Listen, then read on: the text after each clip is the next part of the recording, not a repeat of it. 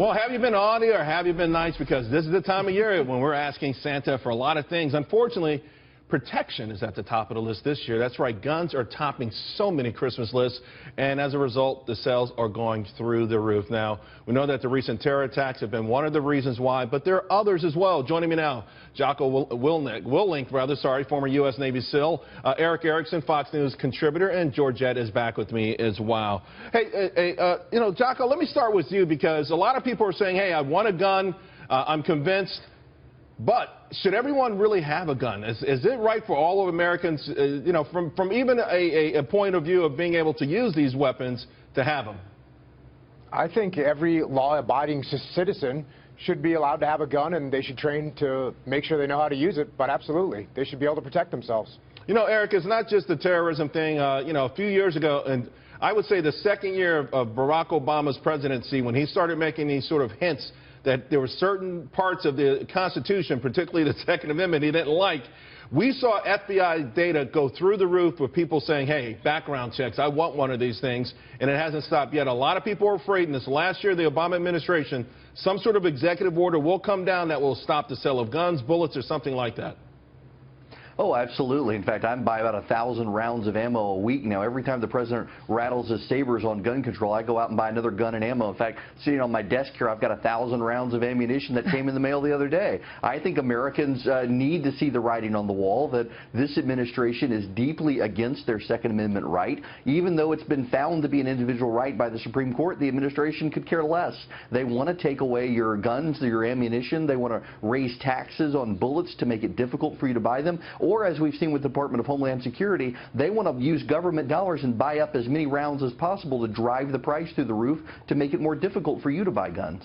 All right. Well, Eric, I think I got someone who's got you beat on the guns. I don't know. You've got a lot of guns, right? Look, I don't live where I don't have guns. I truly believe it's very simple with respect to my philosophy.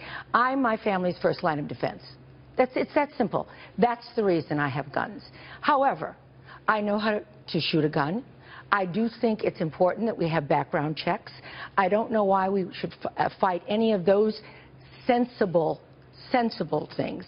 However, the idea that we're going to disarm Americans when we have to be our own first safety. And quite frankly, the president's been the chief salesman for guns. It's gone up. Smith & Wesson's gone up 600% stock since he's become president. Yeah, it's through the roof. Jocko, here's the thing. A lot of people argue, and this term is being tossed out there a lot, common sense things, not taking away your gun rights, but maybe certain things. The no-fly list, by the way, has been something that's been floated around. I think the fear is that once you open even a crack to that particular barn door, this administration will take it and run with it and try to seize all guns. Yeah, I think that's definitely an idea that people have, that the government's going to try and come take their guns. And I think that's why they try and keep that crack in the door shut.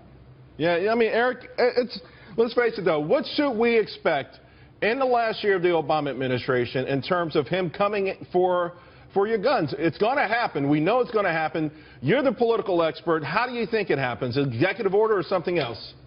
Yeah, I think he does it through an executive order, and we also will see what happened in Virginia today, for example, where Virginia's Attorney General got rid of reciprocity, meaning if you have the right to a concealed carry in Virginia, you can go to another state and vice versa. Virginia got rid of that. They want to drive up the costs of owning guns. So the administration will pass several executive orders dragging out background checks, among other things. I mean, I've never bought a gun where I didn't have a background check, including at a gun show. I'm not sure where the administration believes people don't have background checks to buy guns. Yeah. I've never encountered a place where I didn't, but they will try to make the burden. They will also try to make it a lot longer, so you apply for your background check, and they'll slow the bureaucratic wheels down so you can't get that immediate background check. It'll take days. Well, you say slow that bureaucratic wheels down. It could take longer than that. By the way, Virginia is ground zero in this war. Michael Bloomberg, who hates guns more than Obama, pouring millions and millions of dollars in there, so keep an eye on Virginia.